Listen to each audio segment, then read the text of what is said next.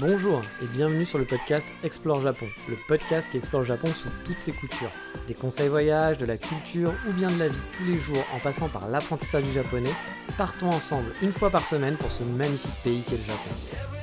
Bonjour à tous, vu qu'on a fait dans le sensationnel la semaine dernière, cette semaine on va faire dans le plus calme en mode sac à dos et on va se balader dans certains de mes endroits préférés de Kyoto. Mais avant ça, vous le savez, c'est le traditionnel sommaire. Et cette semaine, on va suivre une Parisienne à Kyoto justement, on va boire de l'alcool dans un coffee shop à Tokyo, ouais, c'est pas logique, et on croquera dans le fruit défendu. Et oui, rien que ça. Mais revenons au focus de cette semaine. Vous le savez sûrement maintenant, j'ai souvent l'habitude de dire que j'ai vécu 2 ans au Japon. Alors en fait c'est un petit peu erroné, mais vu que mon parcours était un peu compliqué, je perdais souvent les gens quand je disais que je devais rester 2 ans sur Kyoto à la base, mais que finalement j'ai fait qu'1 an d'études pour aller ensuite en Écosse et revenir 6 mois au Japon. Et là souvent je les perds encore plus les gens parce que quand je leur explique que j'étais en visa touriste mais que j'étais pas vraiment en vacances, mais que j'avais pas vraiment de travail non plus réellement, et bref, 2 ans à Kyoto c'est plus simple à dire au final et c'est pas très loin de la vérité à quelques mois près. Et puis, avouez-le, je vous ai aussi perdu, je suis sûr. En tout cas, moi, je me suis un petit peu perdu. Et je voulais vous parler d'une ville que je connais plutôt bien du coup, et même je pense qu'on peut dire que c'est sûrement la ville que je connais le mieux au monde maintenant, il s'agit donc de Kyoto. J'ai beau avoir vécu 17 ans sur Paris, j'ai je pense voire beaucoup plus exploré Kyoto que Paris au final. Cette ville, si vous suivez le podcast depuis le début, vous le savez, c'était pas mon premier coup de cœur à la base, lors de mon premier voyage au Japon. Et pourtant, j'ai appris à l'aimer et à l'apprécier, malgré ce qui me refroidissait à l'époque, la horde de touristes, oui, vous le savez. Alors, vous faire un épisode spécial Kyoto, ça serait vraiment impossible pour moi, il durerait trop longtemps. Mais aujourd'hui, je vous ai fait une petite sélection, non pas de mes endroits préférés au monde de Kyoto, dans le monde de Kyoto, mais de certains endroits préférés, certains de mes endroits préférés. Et voilà, j'ai obligé de faire une petite sélection parce que je pense qu'il y en a beaucoup trop pour faire juste un épisode. Donc c'est pas un classement du meilleur au moins bien, voilà, et pourtant j'adore faire des classements et des tops, ça aussi vous le savez. Mais voilà, vous vous dites, le type, il nous fait une intro de 5 minutes, c'est sympa, mais quand est-ce qu'il va partager ses bons plans au final? Eh bien, on va commencer par justement mes vrais endroits sympas à Kyoto, dans un désordre le plus total. C'est une sélection, et encore une fois, c'est pas la sélection des meilleurs, c'est juste une sélection aléatoire. Quand je pense à Kyoto, à quoi je pense? Et du coup, vous allez bien le comprendre, on va faire dans le super méga giga classique pour le premier. Mais bon, pour moi, on ne peut pas parler de Kyoto sans parler de la Kamo. La Kamo, c'est quoi?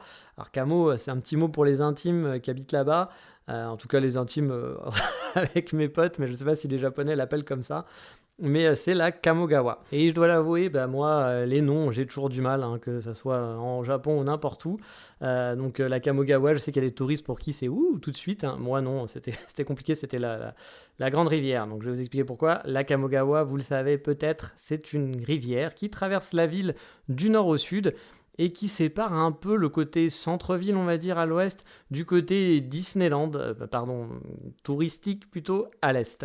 Bon, je rigole, je dis Disneyland, car c'est là que la plupart des touristes vont se retrouver la plupart du temps. Et il y a de quoi, parce qu'il y a vraiment plein de choses magnifiques à voir. Mais Kyoto, pour moi, c'est vraiment la définition de la ville musée, à ciel ouvert, vraiment dans toute sa splendeur. Parce que dans toutes les rues, même éloignées du centre touristique, même éloignées des attractions touristiques, il y a vraiment de quoi faire et à découvrir partout. Mais on va revenir à cette fameuse Kamo. C'est pour moi l'emblème de la ville. Quand je pense à Kyoto, vraiment, je pense à la Kamo. La Kamogawa, donc ça veut dire la rivière au canard. Kamo, c'est canard et rivière, c'est gawa. Et cette rivière, c'est vraiment une autoroute à la balade, tout simplement. C'est super agréable de la remonter ou de la redescendre sur chaque rive. Et c'est encore plus le cas pendant la période des cerisiers en fleurs où vous allez en avoir vraiment plein les yeux. Au centre de la Kamo, donc pas le centre-centre, parce que sinon ça veut dire que vous avez les pieds dans l'eau, mais vous m'avez compris, dans le centre-ville, c'est plutôt animé. On va retrouver beaucoup de locaux, beaucoup de touristes sur le bord de la rivière, mais ça garde toujours un côté bon enfant. Et si vous voulez un peu plus de calme, il vous suffit juste de remonter un peu vers le nord et assez rapidement vous allez trouver des espaces beaucoup plus calmes avec beaucoup moins de touristes et moins de locaux aussi, parce que il y a moins de gens qui vont s'affairer là-bas. Et ça va être encore plus le cas si vous dépassez l'embranchement où la rivière se sépare en deux. Pour moi, la Kamogawa, c'est vraiment le poumon de Kyoto. Voilà, j'ai toujours un petit pincement au cœur quand je la traverse, quand je me balade dessus, ou alors quand je la regarde, voilà, qu'on est sur un pont et qu'on va regarder l'horizon avec les montagnes au fond. Il y a cette rivière qui continue tout droit. Moi, j'ai eu des crushs vraiment avec la ville en me baladant le long de cette rivière ou juste en regardant, voilà, en m'arrêtant sur un pont et en regardant, que ce soit de jour ou de nuit, je trouve que la vue est magnifique. J'ai dû la remonter et la redescendre vraiment sans mentir des centaines de fois en 2 ans. Et pourtant, je me suis jamais lassé de cette balade. C'est vraiment assez fou parce que voilà, les balades, souvent, vous le faites une première fois, un truc qui peut vous épater, une deuxième fois, vous allez dire ah, c'est vraiment sympa. Puis au bout d'un moment, c'est toujours la même balade. Et la Kamogawa, non, je sais pas. Moi, j'ai toujours ce plaisir de me balader le long de la Kamo. Un classique à faire sur la Camo, c'est traverser aussi en dehors des ponts. Voilà, sur les quelques petits passages qui sont aménagés. Car oui, il y a parfois des petites pierres qui vont être ici et là positionnées dans l'eau, qui permet en fait de traverser la Kamogawa sans avoir à remonter et à traverser sur un pont. Alors je vous rassure, pas besoin d'être agile comme un ninja, ça se traverse hyper facilement. Et en plus, la Kamogawa est rarement profonde. C'est très très rare d'avoir plus que au-dessus du genou. Je pense que déjà, ça serait une sacrée, presque une inondation. Hein. Même si c'est déjà arrivé, hein. J'ai déjà vu la Kamogawa quasiment sortir de son lit. Et là, vous en doutez qu'il n'y a plus pied, forcément. Mais voilà, ces petites pierres sont parfois en plus en forme de tortue. C'est hyper mignonné. Ça fait ressortir votre âme de gosse. Vous êtes tout content de traverser en sautillant, en enjambant de pierre en pierre pour traverser de l'autre côté de la rivière. Et c'est un truc qu'on a forcément envie de faire la première fois qu'on passe à la Camo. Et même de temps en temps, on se dit ah tiens, allez, je vais traverser par là parce que c'est sympa. Voilà, c'est tout con. Mais on kiffe. Mais allez, on va aller dans un autre coin qui n'a strictement rien à voir, vraiment, mais que j'aime là aussi beaucoup pour son ambiance, c'est le Shotengai de Sanjo.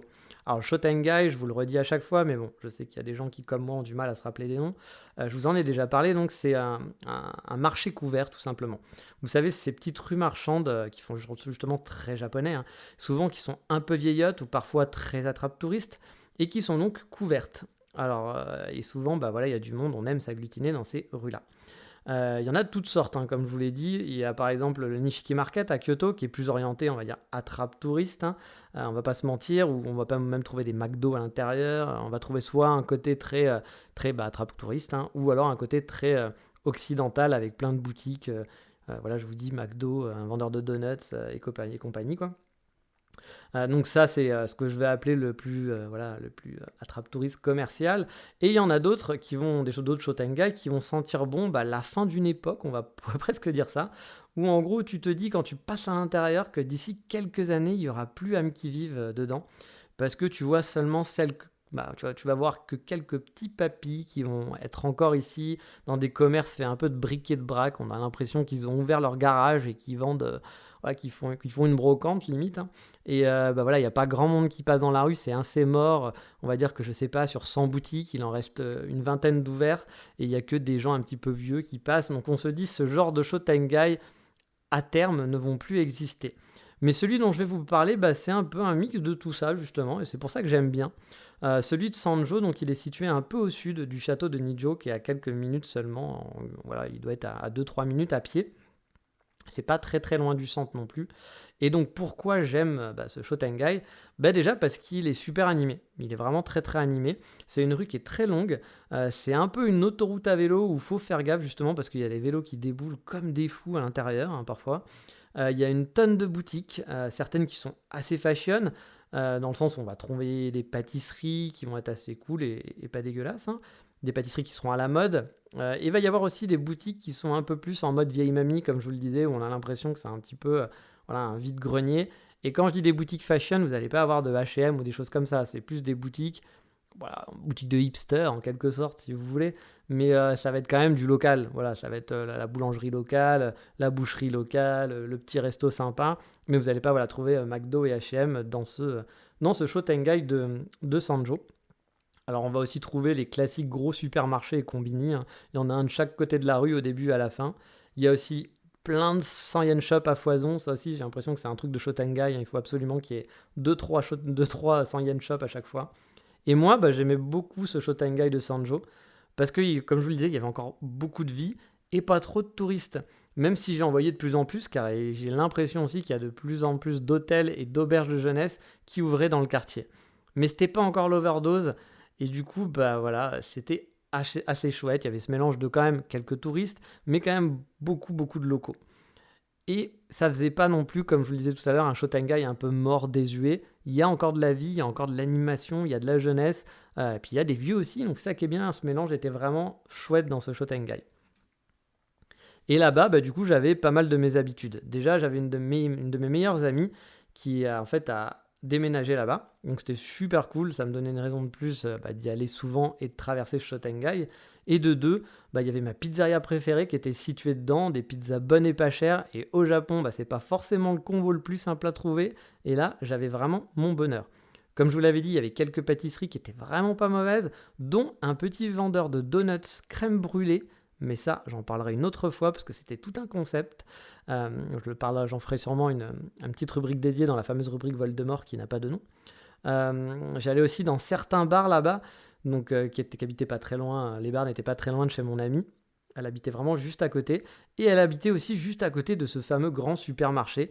Car moi, dans mon quartier, le plus grand supermarché devait faire la taille d'un combini. Et du coup, moi, quand j'allais chez elle, je rêvais de voir des rayons bien remplis et différents de chez moi. Et quand j'allais dans son grand supermarché qui était dans ce Shotengai, j'étais vraiment super jaloux. Vous imaginez pas à quel point, parce que mon supermarché à moi était vraiment... Enfin, tous les supermarchés autour de chez moi étaient rikiki. Moi, j'habitais à peine à 20 minutes à pied en fait lors de mon deuxième passage de Shotengai. Et je peux vous dire que j'en ai fait des dizaines et des dizaines des allers-retours là-bas, en passant en plus par des rues parallèles qui étaient parallèles aux grandes avenues et qui ont un charme fou, surtout la nuit, où il n'y a quasiment aucune âme qui vive. C'est dans la pénombre, allumé seulement par quelques lumières des fenêtres, etc. Et je peux vous dire que cette ambiance nocturne japonaise à Kyoto, très très calme, avec très peu de lumière, ça me manque, vous n'avez pas idée. Et donc, voilà, si un jour vous allez à Kyoto, essayez de passer par ce petit Shotengai et de tester les quelques boutiques là-bas, vous serez sûrement pas déçus. Autre coin où j'allais régulièrement me perdre le dimanche, alors là on est dans un autre style, vraiment, c'est excentré de la zone touristique, c'est une zone qui est plutôt normale, on va dire, c'est résidentiel, avec quelques petites rues commerçantes quand même, mais les rues commerçantes de quartier, quoi. C'est proche de la station Ichijoji à Kyoto, donc vous avez qu'à le chercher sur Google Maps et je vous mettrai de toute façon les liens sur la page de l'émission. C'est au nord-est en gros du centre-ville. C'est pas le plus au nord de Kyoto, mais c'est un petit peu quand même, du centre-ville, ça doit être 45 minutes, 1 heure, je pense, facile, voire un peu plus d'1 heure à pied, bien entendu. Moi j'aimais bien ce quartier car il y avait déjà une petite rue animée avec un très joli bookstore où j'aimais bien passer de longues minutes pour regarder les nouveaux magazines qui étaient sortis ou les livres qui étaient mis en avant. Le bookstore est très stylisé à la japonaise, il n'est pas très grand, c'est pas un gros bookstore, c'est une librairie de quartier on va dire, mais quand même assez grande pour que ça soit sympa, c'est pas le petit libraire où il y a à peine de la place. Il y avait quand même de quoi feuilleter, il y avait pas mal de magazines, pas mal de livres et tout. Enfin moi j'aimais bien traîner, pas chaque semaine, mais on va dire que 2 fois, une fois par mois, une fois tous les 2 mois, j'y allais pour voir un petit peu les nouveautés. À côté, il y avait aussi quelques commerces de bouche, comme une petite boulangerie qui était pas mauvaise dans mes souvenirs. Et dans cette petite rue commerçante, il y a un truc que j'adorais, il y a un des trucs que j'adore au Japon, c'est qu'elle est coupée par une ligne de chemin de fer, avec du coup le traditionnel passage à niveau. Moi, j'adore ça, vraiment, cette ambiance au Japon des passages à niveau. On n'a plus trop ça en France, j'ai l'impression. Il y en a encore, je pense, mais très très peu. Là-bas, voilà, même dans les grandes villes, on a des trains. Dans Tokyo, vous allez pouvoir avoir des trains qui traversent une petite rue. Et puis, va falloir attendre au passage à niveau de voir le train avec le quai ouvert. Je sais pas. Il y a une ambiance que j'adore avec les bruits, les sons. Même si finalement, c'est chiant parce que parfois, il faut attendre que le train passe. Mais je trouve que ça a un charme de malade. Et donc dans le quartier, il y avait ce petit chemin de fer avec cette ligne de métro. C'est une ligne de métro qui vous permet d'aller au mont... c'est une ligne de métro, c'est pas une métro, c'est du train qui vous permet d'aller jusqu'au mont Hiei, mais ça on en parlera une autre fois dans un autre podcast. Et pas très loin, vous le savez, j'en avais pas encore parlé, c'était un petit peu bizarre, il y a un coffee shop de qualité qui s'appelle Akatsuki, dont j'ai déjà dû vous parler, je pense, à mon avis, depuis ces 114 épisodes. Et il y en a un autre un peu plus loin, où j'aimais bien aller pour faire une balade, parce que de cette petite rue jusqu'à ce coffee shop, la balade était rien d'extraordinaire, vraiment, mais la petite balade dans les quartiers résidentiels kyotoïtes, et ça, franchement, je kiffais à mort, parce que c'est super calme, Et voilà, ça avait un charme fou, quoi. Pour une petite promenade, c'est vraiment pour moi la définition de la promenade dominicale, quoi. La promenade où on ne s'attend pas à faire une balade de ouf, mais c'est des coins qu'on connaît, mais ça fait plaisir, on prend l'air. Et puis il y a toujours un petit truc marrant à voir, qui est toujours un petit truc à découvrir dans les rues de Kyoto. Alors je vous reparlerai de ce café où j'allais, pas à Katsuki mais l'autre, une prochaine fois. Mais c'était souvent un point de chute pour moi, ça me faisait une longue marche pour aller de chez moi par exemple jusqu'à ce café. C'était à peu près 1 heure il me semble, ou 1h30 environ. Mais ça me faisait ma balade du week-end, quoi. Vraiment c'était une balade qui était chouette. En plus il y avait une petite rivière qui serpentait de ce café et qui pouvait m'amener jusqu'au début, ou à la fin, ça dépend de où on se place, hein, du fameux chemin des philosophes, donc une attraction qui est très connue des touristes de Kyoto. Mais justement, moi, cette petite rivière à moi, oui, parce que c'était la mienne, hein, j'avais décrété ça comme ça, avait certes un peu moins de charme, hein, que le chemin des philosophes, parce qu'il faut l'avouer, le chemin des philosophes, c'est vraiment très très joli, mais il y avait beaucoup moins de monde, et du coup, c'était mon chemin, vraiment. J'étais tout seul, ou parfois avec un ou deux locals que je croisais, et du coup, j'aimais beaucoup la suivre, parce que c'était calme, ça serpentait parfois au-dessus des habitations, parfois un peu en dessous.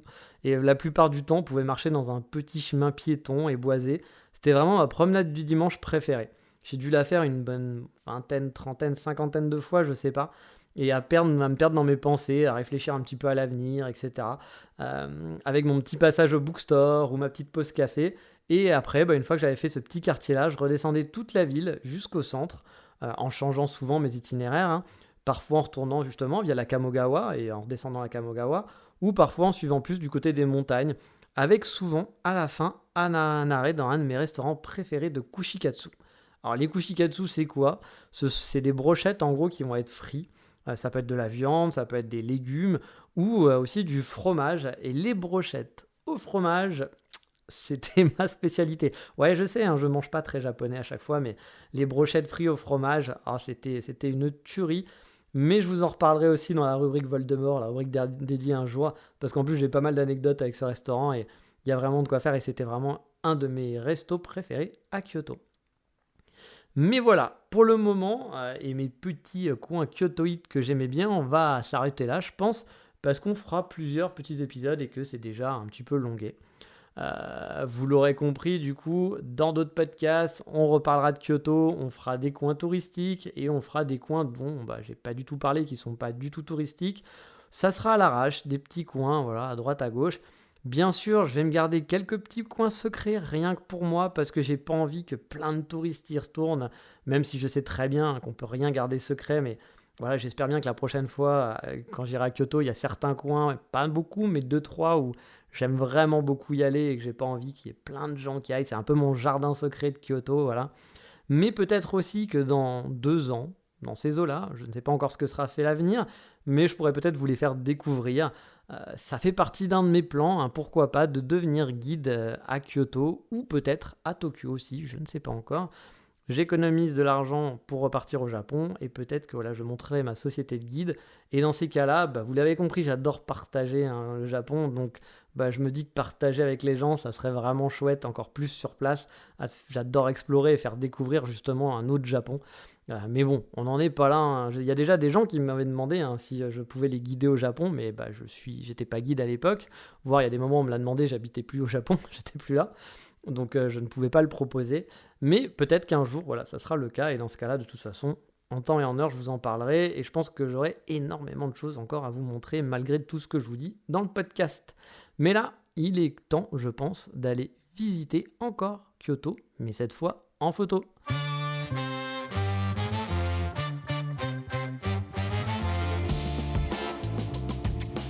Et vous l'avez compris, cette semaine, l'Insta Moment, c'est sur Kyoto. On va rester donc dans la ville avec le compte d'une Parisienne vivant sur Kyoto. Et son prénom, c'est Alice, et son pseudo, c'est Kyoto Parisienne. Bon, voilà, tout est dans le titre, hein, j'avais rien inventé. J'ai découvert son compte il y a très très peu de temps, je sais plus comment à vrai dire, je pense qu'elle avait dû liker certaines de mes photos et vu que je suis quelqu'un d'assez curieux, dans tous les sens du terme, hein, oui on peut le dire, du coup je suis allé voir son compte et j'ai vu que c'était donc une Française qui vivait à Kyoto depuis quelques temps, j'ai l'impression Kyoto, je vous l'ai dit, c'est un petit village et je sais pas vous dire que... Enfin voilà, je peux pas vous dire que je vais connaître tout le monde sur place, hein, bien sûr, mais normalement, j'ai quand même une bonne idée, et puis pas que moi, hein, tout le monde a une bonne idée des Français qui sont là-bas, si on est un petit peu curieux ou qu'on est un peu sur Insta. Surtout voilà, quand ils sont actifs sur les réseaux sociaux. Mais elle, j'étais vraiment passé à travers, j'en avais jamais entendu parler, j'avais jamais vu sa tête, j'avais jamais vu son compte et je ne l'ai jamais croisé en ville.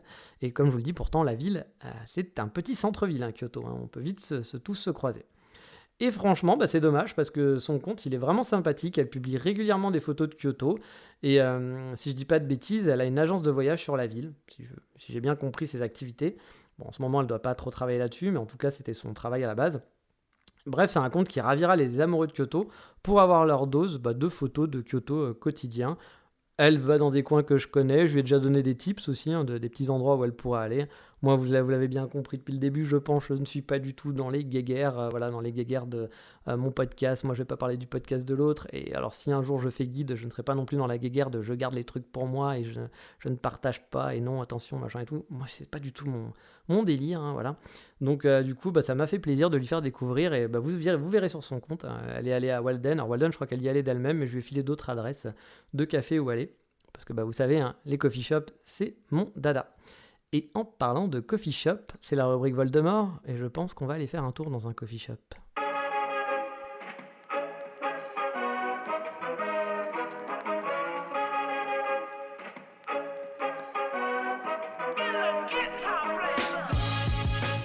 Alors oui, j'ai décidé d'appeler cette rubrique Voldemort, vu qu'elle n'a pas de nom pour l'instant, je pense que voilà, on peut l'appeler comme ça.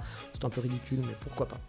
Et donc, vu que c'était un épisode totalement sur Kyoto, je vais vous parler d'un café, vous l'avez compris, sur Tokyo. J'ai jamais dit que j'étais quelqu'un de très cohérent.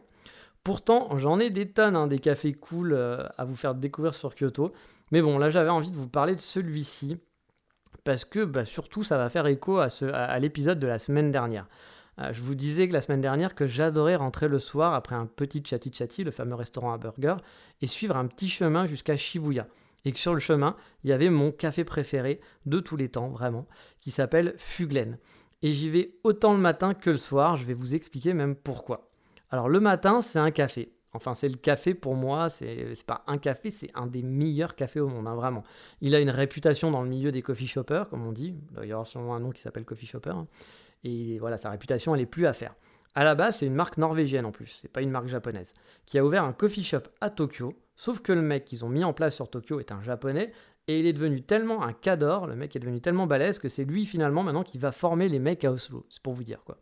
Fuglen, c'est une ambiance donc, on va dire un peu nordique, hein. La déco est vraiment parfaite, on s'en rend compte, on sait qu'on n'est pas au Japon, on est un peu en Norvège, on s'imagine un peu dans le truc.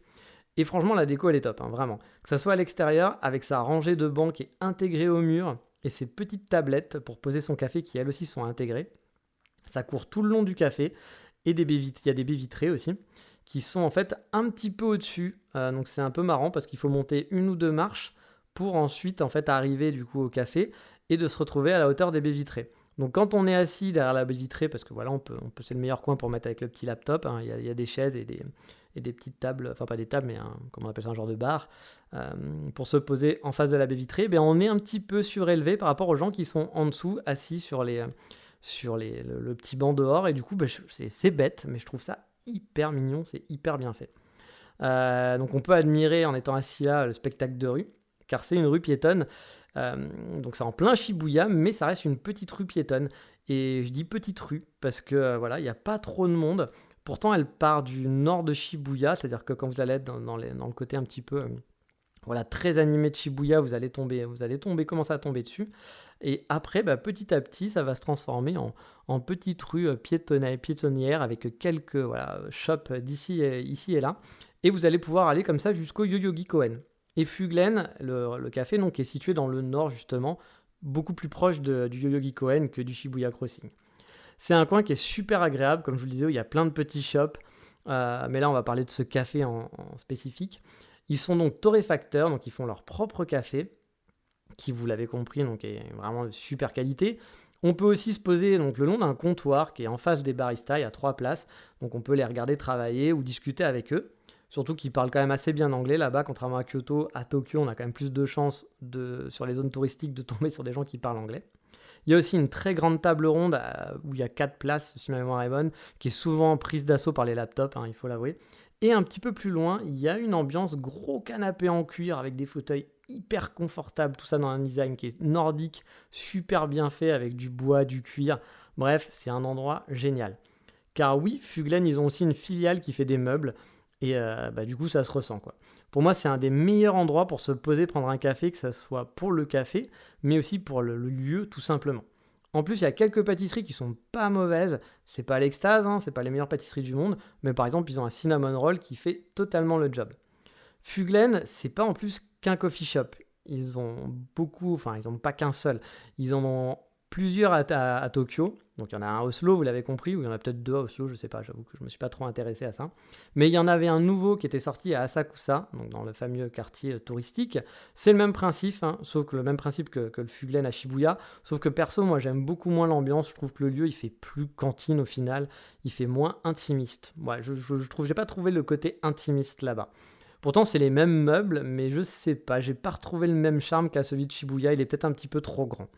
Il y a aussi un autre en banlieue, j'y suis pas allé, mais c'est là-bas où ils font maintenant leur café, donc où ils ont leur roster. Mais ça, c'est dans une banlieue vraiment très très très éloignée. Et bon, à la base, j'étais venu pour vous parler de celui de Shibuya.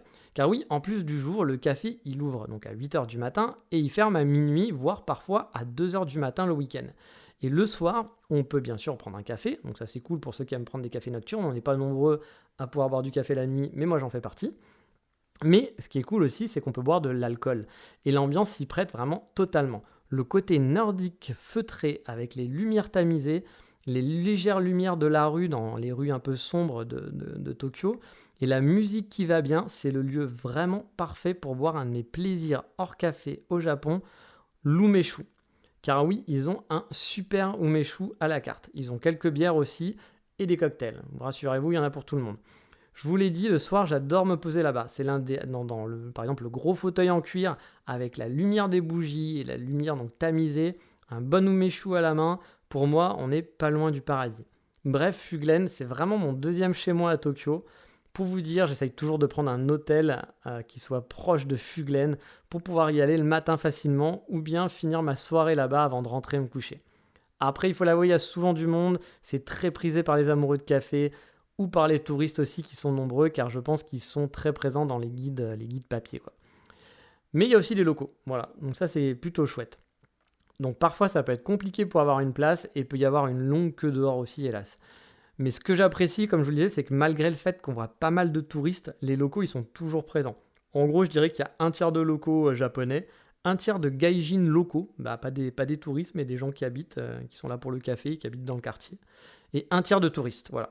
Et les touristes, à vrai dire, prennent souvent du takeaway parce qu'ils viennent souvent un peu nombreux et qu'il n'y a pas la place pour se poser à 4-5, souvent c'est plein. Si vous êtes tout seul, vous avez plus de chances de pouvoir vous caser ou deux, voilà. Mais sinon, c'est plus compliqué. Bref, Fuglen, c'est vraiment mon chez-moi. Pour moi, c'est comme une maison. Et rien que d'en parler, ça me manque de ne pas prendre mon café ou mon umeshu là-bas. Et j'ai hâte de pouvoir me reposer à Tokyo, à Fuglen, très bientôt.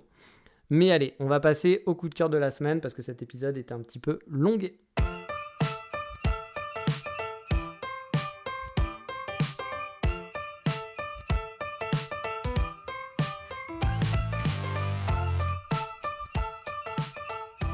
Et mon coup de cœur de cette semaine, c'est une pomme, une marque à la pomme. Oui, vous l'aurez compris, on va parler d'Apple. Car il faut le savoir, il y a quelques années, j'étais vraiment un anti-Apple. J'aimais pas les Macs. Pour moi, les Macs, ça plantait tout le temps. Alors, je sais que tout le monde disait que l'argument commercial, c'était que les Macs, ça plante jamais. Moi, dès que j'avais un Mac dans les mains, ça me posait un problème. Encore plus au travail, où c'était l'enfer dès qu'il y avait un souci. Je pouvais rien réparer, c'était chiant. Il y avait toujours des gens qui m'appelaient en me disant « J'ai un problème avec mon Mac, ça marche pas. » Et voilà, il y avait écrit « Erreur de type 2 ». Ok, j'allais chercher. Qu'est-ce qu'une erreur de type 2 ? C'est une erreur logicielle. Bon, ça m'aidait pas beaucoup pour essayer de savoir qu'est-ce qui marchait pas. Donc les Macs, je trouvais que c'était l'enfer. Il y avait d'autres raisons aussi qui fait que j'aimais pas les Macs. Mais pourtant j'ai eu des vieux iPhones. J'ai eu un des premiers iPhones, je pense. Mais bon, iTunes, ça m'avait rendu fou vraiment. Du coup, j'avais abandonné les produits à la pomme définitivement depuis très longtemps, malgré le fait que j'ai eu des iPods, malgré le fait que j'ai eu un des premiers iPads. Mais j'avoue qu'au bout d'un moment, j'ai dit non, stop, iTunes, ça me prend la tête. Dès qu'on veut faire une mise à jour, dès qu'on veut mettre le moindre truc, on veut mettre une chanson sur son téléphone, parce que oui, à l'époque, on prenait des MP3 qu'on récupérait d'un CD et qu'on voulait mettre sur son téléphone. C'était une horreur sans nom pour faire ça, ça me rendait fou. Et puis en 2019, donc j'avais changé, ça faisait très longtemps que j'avais plus d'iPhone et autres, et les Mac, les Mac pour les ordinateurs, je détestais, vraiment ça, je détestais ça. Et donc en 2019, en mode nomade, j'avoue, j'ai un peu bifurqué, j'ai craqué pour l'iPad Pro à l'époque.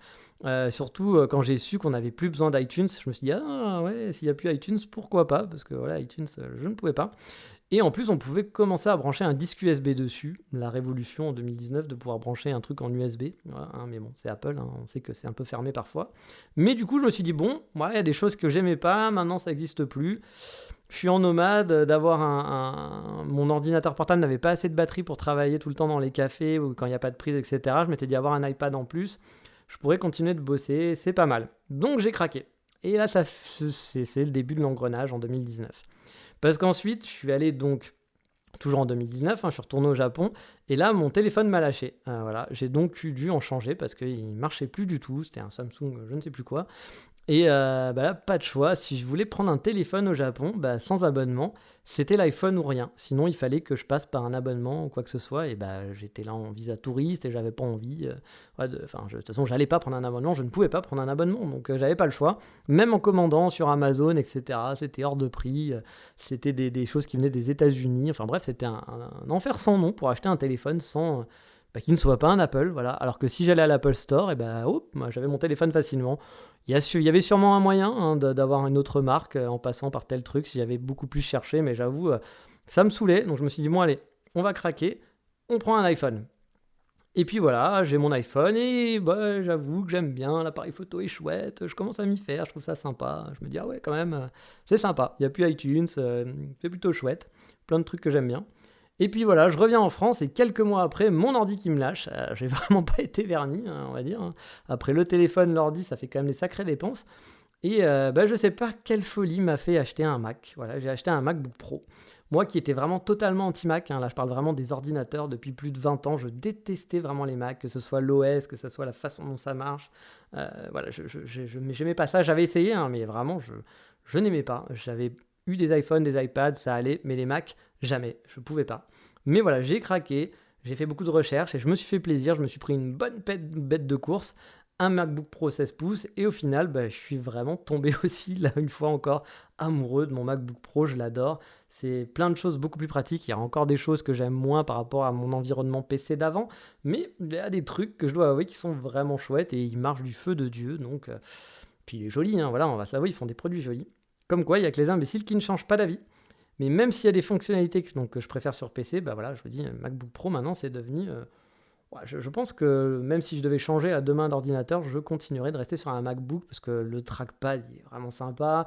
Le principe de bureau virtuel qui existe aussi sur Linux pour les pros, j'avoue c'est cool. La navigation avec le trackpad est vraiment cool, ça rame pas. Je suis sous Photoshop, j'ai Lightroom d'ouvert en même temps. J'ai 30 logiciels qui sont ouverts côte à côte parce que je suis un peu bordélique et j'ai pas un pet de ramage. Je trouve ça génial. Et pour finir le tableau, pour vous dire que ça y est, je suis devenu un petit peu terroriste Apple. J'ai acheté il y a quelques jours les AirPods Pro et je suis tombé sur une super promo. J'en avais marre pendant les vidéos Zoom là, que je fais d'être le seul à avoir une tête de con avec mon gros casque sur la tête qui me va pas du tout quand j'ai pas de chapeau, mais je vais pas mettre un chapeau chez moi, j'aurais un peu con aussi.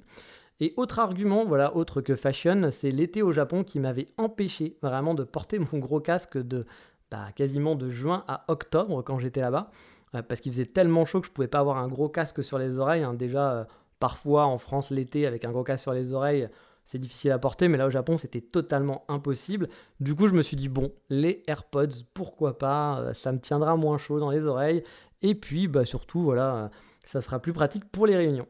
Là aussi, habituellement, moi je déteste les intra-auriculaires. Vous savez, c'est comment ça s'appelle ça, les casques qui rentrent à l'intérieur de l'oreille. J'en avais testé il y a quelques années et je supportais pas ça. Mais alors, pas du tout. C'était vraiment, j'aimais pas la sensation. Mais après avoir vu des reviews de gens qui disaient que les AirPods Pro, finalement, c'était pas si mal. Des gens qui détestaient aussi, qui finalement, ça passait. Je me suis dit, bon, allez, on tente. Voilà, on tente vu qu'il y avait une bonne promo. Je les ai eus à 170 €, un truc comme ça. Donc voilà, j'étais quand même assez content. Et effectivement, ces gens-là avaient raison. Hein, je les supporte beaucoup mieux qu'avant et ils tiennent très très bien. Alors, je vais vous pas dire que voilà, je préfère quand même le confort d'un gros casque, hein, que c'est moins embêtant que d'avoir un truc dans l'oreille qui s'enfonce à l'intérieur quoi, de votre conduit auditif. Mais j'avoue, c'est pas si désagréable que ça. Et le son est pas mauvais. Là aussi, hein, le son d'un gros casque est meilleur, mais ça reste très correct. Bref, je suis devenu un Apple fanboy. Alors peut-être pas fan en fait, on va dire juste un Apple boy, parce que je changerai sûrement de crèmerie un jour. Hein. Je suis pas quelqu'un non plus qui va mourir pour une marque ou une autre marque. Hein. Je viens suivant les nouveautés et ce qui me paraît plutôt cool. Mais si j'avais dit ça à mon moi d'il y a 20 ans, je crois que ça l'aurait vraiment fait marrer que je sois totalement full Mac. Hein. Mais voilà, pour mon petit cœur du jour, qui était aussi un petit peu long, désolé, on va s'arrêter là pour cette semaine. Mais j'espère que la balade dans Kyoto vous aura plu. Je vais sûrement, comme je vous l'ai dit, vous en refaire d'autres très bientôt. Mais sur ce, je vous dis à la semaine prochaine pour un nouvel épisode. Allez, ciao, bye bye, mata!